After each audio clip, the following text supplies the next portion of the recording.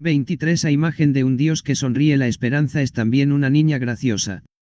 Sabe que el humor y la sonrisa son la levadura de la existencia y un instrumento para enfrentarse a los problemas, e incluso para sobrellevar el peso de la cruz con la que cargamos, con resiliencia.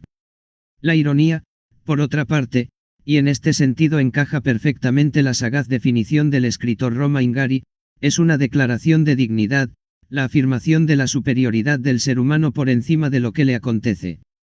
Cuando era niño, en mi familia estos aspectos también eran materia de educación por parte de mis padres. En Argentina teníamos buenos cómicos. Como Nini Marshall, a quien el gobierno desterraría de la radio en 1940 y, en 1943, también del cine, imponiéndole un radical exilio artístico bajo la dictadura de Pedro Pablo Ramírez. O Pepe Biandi, nacido de inmigrantes napolitanos en el barrio de Barracas, que debe su nombre a los almacenes, barracas y mataderos que surgieron a lo largo de la orilla del río Matanza a partir del siglo XVIII. De orígenes muy humildes, contó que su padre decidió emigrar a Vers porque le habían dicho que las calles estaban adoquinadas con oro, y, una vez allí, constató que algunas ni siquiera estaban asfaltadas y que si quería comer tenía que espabilarse por su cuenta.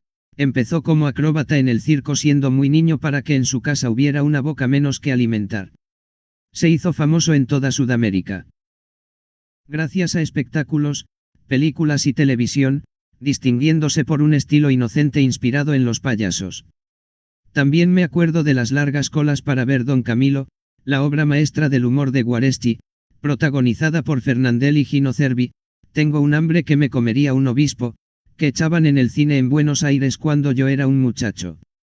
Mis padres consideraban que era importante educar para cultivar la alegría, la ironía sana y el sentido del humor. Por otra parte, el Homo sapiens es tal en cuanto Homo ladens, y la capacidad de jugar y ponerse en juego resulta fundamental para el desarrollo educativo primero, y luego, de adultos, para mantener la entereza que representa por completo nuestra humanidad. Mi familia ha conocido las vicisitudes de la vida, contratiempos, sufrimientos y lágrimas, pero incluso en los trances más duros sabíamos que una sonrisa o una carcajada podía arrancar a la fuerza la energía para volver a la carga. Mi padre, sobre todo, nos enseñó mucho. No se trataba de olvidar, de fingir que no pasaba nada, de empequeñecer los problemas. La comicidad, por otra parte, no es más que la tragedia vista de espaldas, sino más bien de guardar en nuestro interior un espacio para la alegría, decisivo para enfrentarnos a los problemas y superarlos. Pocos seres vivos saben reír, estamos hechos a imagen de Dios y nuestro Dios sonríe. Debemos sonreír con Él. Incluso podemos reírnos de Él, con el afecto que se le profesa a un padre, del mismo modo que jugamos y bromeamos con nuestros seres queridos. En este sentido, la tradición sapiencial y literaria judía es magistral. Con nuestros hermanos mayores en la fe, somos descendientes del abuelo Abraham y de Isaac, cuyo nombre significa, literalmente, el que ríe. Hay un episodio que, de manera significativa, aparece en los textos sagrados justo al principio de la historia de la salvación, tanto en el primer libro de la Torá y del Tanaj como en el primero de la Biblia cristiana, el Génesis. Podría decirse que Dios se rió y el mundo se creó. Se trata de una historia conocida. Abraham se ha casado con Sara, que desgraciadamente es estéril. Los dos son ancianos cuando Dios le promete al primero que antes de un año tendrán un hijo. La Biblia también nos cuenta que Abraham reaccionó de manera muy humana, se postró con el rostro en tierra y, se rió. Se rió ocultando el rostro, como los niños cuando se ríen a escondidas. ¿Qué más podía hacer? Luego dijo para sus adentros, un centenario va a tener un hijo y Sara va a dar a luz a los 90. Gen 17, 17. En definitiva, no estaba muy convencido. La reacción de su esposa no fue muy diferente de la suya. Por otra parte, el Génesis puntualiza que hacía mucho tiempo que, Sara ya no tenía sus periodos, Gen 18, 11, lo cual no es de extrañar. Así que ella también se rió para sus adentros y dijo, cuando ya estoy agotada, voy a tener placer, con un marido tan viejo. Gen 18, 12. Pero también esa vez, en cuanto a sentido del humor, Dios no tuvo rival y todo se cumplió exactamente como había anunciado. La anciana Sara tuvo un hijo antes de un año, lo cual la hizo muy feliz. Dios me hizo reír, dijo, Gen 21, 6. Si nuestro nombre, el nombre de la humanidad, es esperanza, se debe también a que somos la progenie de aquel niño, de Isaac, el señor del humor. Una herencia que no podemos permitirnos perder. Para subrayar este lazo indisoluble, este matrimonio bien avenido entre esperanza y alegría, en los meses que precedieron a la apertura de la Puerta Santa con motivo del nuevo jubileo quise reunirme en el Vaticano con un grupo de más de 100 artistas cómicos de varias nacionalidades y disciplinas. Hubo quien comentó que era un gran paso adelante con respecto a los tiempos en que actores y juglares no podían ser enterrados en tierra consagrada, pero de alguien que elige llamarse Francisco, el juglar. De Dios, es lo mínimo que podía esperarse. Uno de ellos tuvo una ocurrencia muy ingeniosa y me dijo que sería bonito tratar de hacer reír a Dios, si no fuera porque, con eso de la omnisciencia, conoce todos los chistes y te echa a perder el final. Esta es la clase de humor que sienta bien al corazón. Vatican Media vía Vatican /Getty Images. Mi encuentro con artistas cómicos de todo el mundo. La vida conlleva inevitablemente amarguras, forman parte de todo camino de esperanza y de conversión. Pero hay que evitar a toda costa hundirse en la melancolía, permitir que anide en nuestros corazones y los endurezca.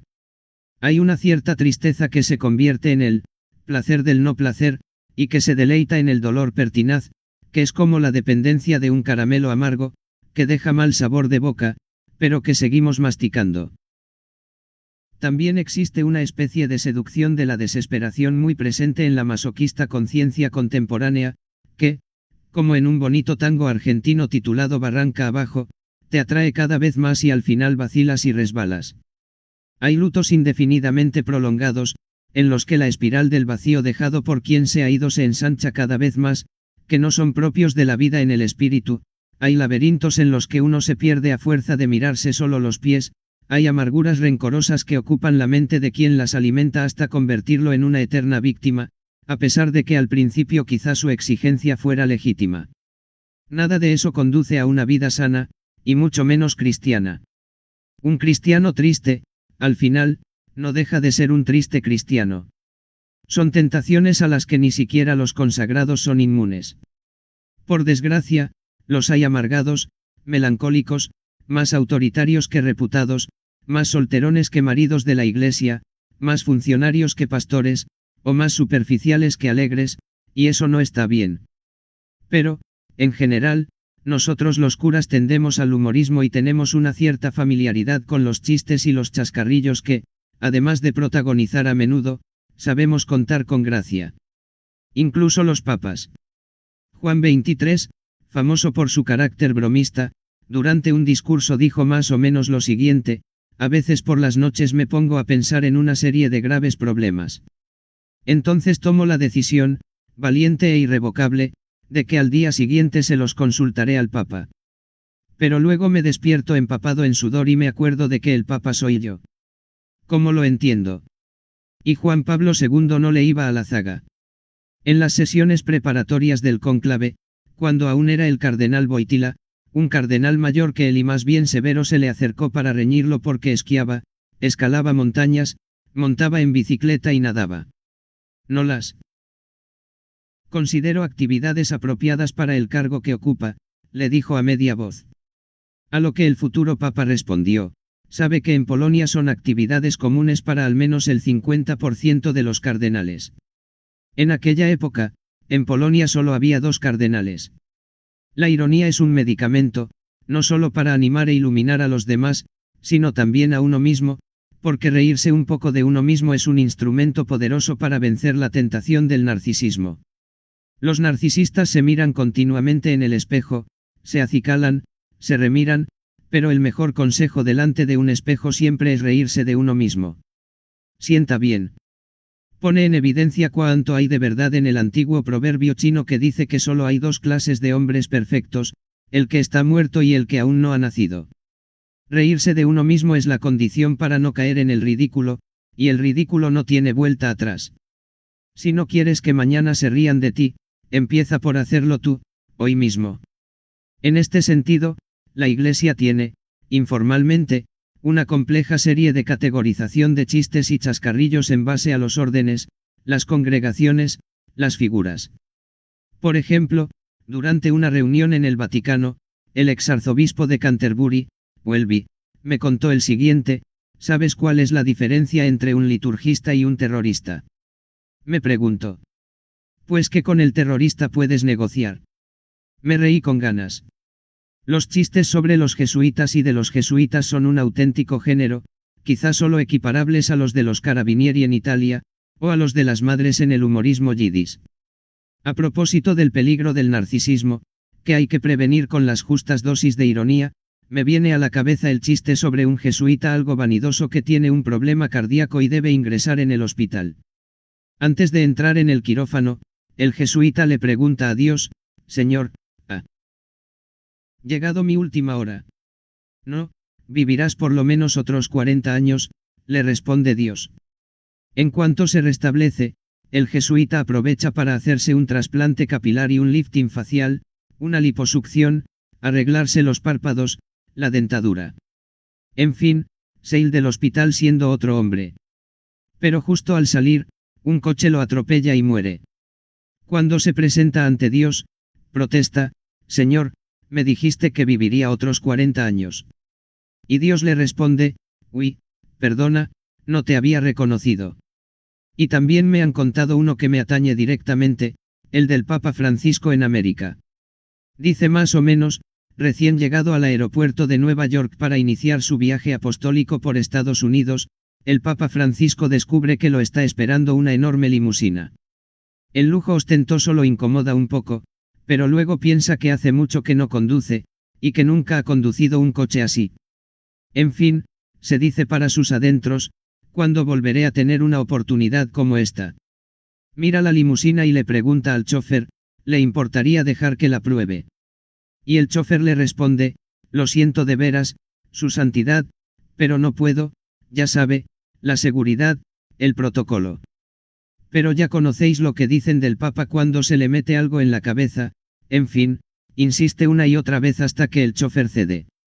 El Papa Francisco se sienta al volante, conduce por aquellas carreteras anchísimas y, le coge gusto. Se pone a pisar el acelerador, 50, 80, 120 kilómetros por hora. Hasta que se oye una sirena y un coche de la policía se aproxima y lo para. Un joven agente se acerca a la ventanilla tintada. El Papa, algo apurado, la baja, y el chico palidece. Disculpe un momento, dice, y vuelve a su coche para llamar a la central. Jefe, creo que tengo un problema. ¿Y el jefe, qué problema? Bueno, acabo de detener un coche por exceso de velocidad, pero el que va ahí es un tío muy importante. ¿Cómo de importante? Es el alcalde. No, jefe, es más que el alcalde. ¿Y quién hay más importante que el alcalde? El gobernador. No, más. ¿No será acaso el presidente? Creo que más. Pero ¿quién hay más importante que el presidente? Mire, jefe, no sé quién es, pero solo le digo que el Papa le hace de chofer. Al recordarnos que debemos ser como niños, Mt 18, 3, para conseguir la salvación, el Evangelio nos dice que debemos recuperar su capacidad para sonreír, que según los cálculos de los psicólogos que se han tomado la molestia de estudiarlo es 10 veces superior a la de los adultos. No hay nada que me dé más alegría que encontrarme con los niños. Si de chiquillo tuve a mis maestros de la sonrisa, ahora que soy anciano los niños son mis mentores. Los encuentros con ellos son los que más me emocionan, los que más bien me hacen. Y también con los ancianos, que bendicen la vida, que abandonan todo resentimiento. Los ancianos que tienen la alegría del vino que ha mejorado con el paso del tiempo son irresistibles, poseen la gracia del llanto y de la risa, como los niños. Cuando cojo en brazos a los niños durante las audiencias en la plaza de San Pedro, casi siempre me sonríen, pero algunos, al verme vestido de blanco de pies a cabeza, creen que soy un médico que va a ponerles una inyección y se echan a llorar.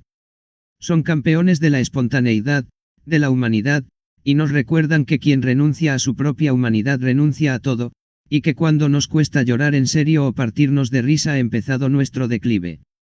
Las personas se aletargan, y los adultos aletargados no son buenos ni para sí mismos ni para la sociedad ni para la iglesia. Franco Origlia / Getty Images. Ahora que soy viejo, los niños son mis maestros de la sonrisa. Los adultos suelen tener la tentación de decirles a los niños que no se metan, pero el cristiano es precisamente uno que se mete, que siempre está en movimiento, que vence la pereza, incluso espiritual, y que se arriesga en primera persona.